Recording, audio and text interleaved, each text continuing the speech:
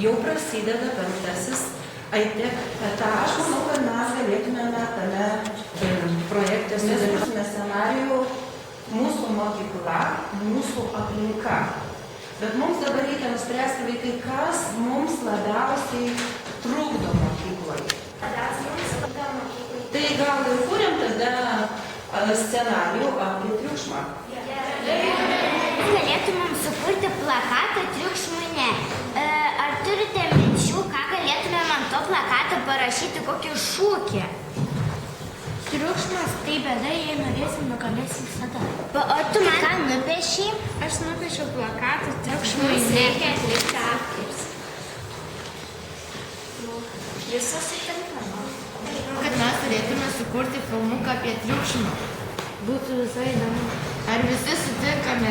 Taip. Reikėtų surinkti medžiagas apie triukšmą. Manau, tai puikiai mintis. Taip, tikrai.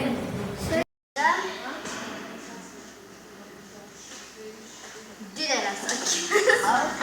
Gerai, jam tada tu. Gerai, man atrodo, linksmų liūdnų lūpų.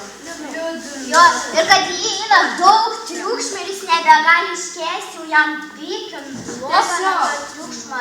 Ausis, galvas, skaudaus. Palauk dabar. Dabar kitas spalvas. Dabar šalia. Va.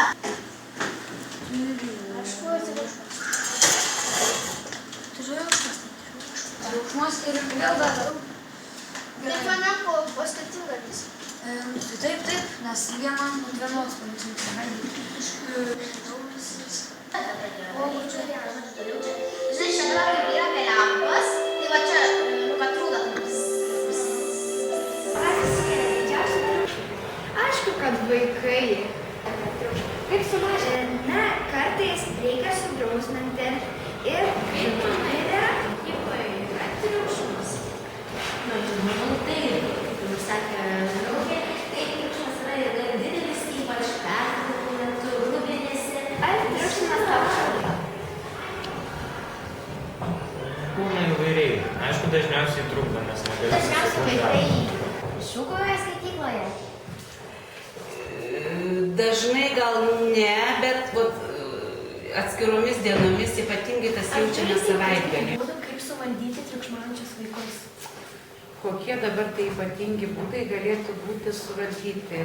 Nu tai duoti daug dar dirbti ir neturėtų laiko, kada kelti. Miglė, Armandas, Matas, aš Deividas ir Viktorija surinkome medžiagą apie triukšmą ir įkėlėme į internetinį portalą Frezi. Dabar norėtume jums parodyti šią medžiagą. Triukšmas.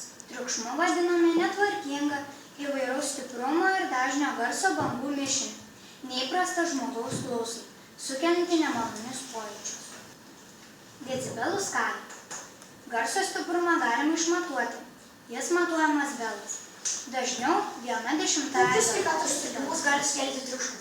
Skausmą, cypimą, ausyse, širdies sutrikimas, miego sutrikimą. O, va čia gera vieta.